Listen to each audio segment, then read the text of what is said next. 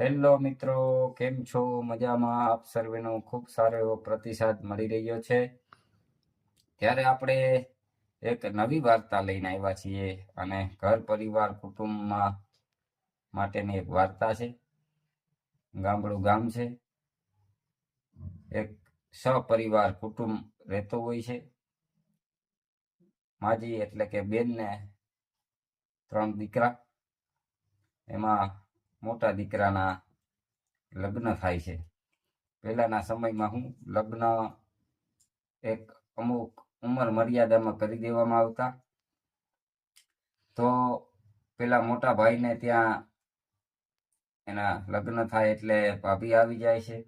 દેર ભોજાઈને બહુ સારું એવું ભળે, સ્વભાવે બેન સારા, સાસુમાનો પણ સ્વભાવ સારો.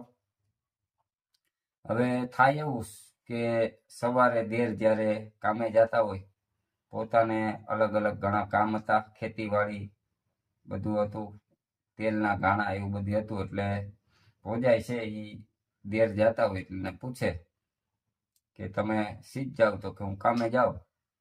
તો કે તમારા હાટું કઈ લેવાનું છે? તો કે મારા હાટું હાની લેતા આવજો. હવે દેર છે હાની તો લઈ આવે.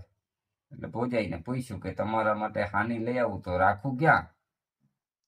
કેમ કે વેલા મોડા આવે તો, એટલે કે પેલાના સમયમાં ઓલા દડવાના ઘંટડા હતા ને, સવારે વેલા ઉઠવા, પાણી ભરવા, દૈણા દરવા, બહુ કામ પેલાના સમયમાં વધારે, વાહિંદા ઢોર ને બધું કાંઈ હોય.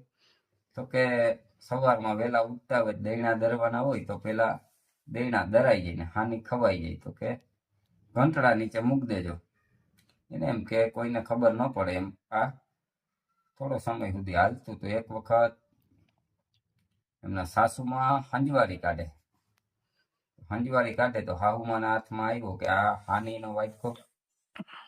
તો કે હા, ઓલા દેર ભોજાઈ વાતું કરતા હોય ને તો દેર આઈને મગાવતા હશે બહુ અને ખાતા હશે. એને ચાખી એટલે લાગી મોરી. હાઉમાં વિચાર કરે કે આવી હાની ખાતી હશે મારી બહુ. એટલે હાઉમાં એક ગોળ ભેળવી દીધો, થોડીક મીઠી કરી દીધી, સ્વાદિષ્ટ થઈ જાય તો ખાવામાં મજા આવે.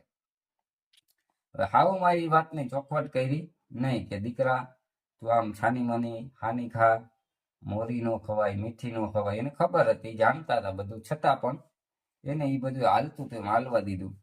રોજ હાની મૂકે, 2-4-5 દી હાની મૂકી હોય તો એ રોજ હાવમાં જોઈ લે, જોઈને ગોળ ભેળવી ને પાછી હોય એમને મૂકી દે. આવો ને આવો ક્રમ એમને હાલતો તો.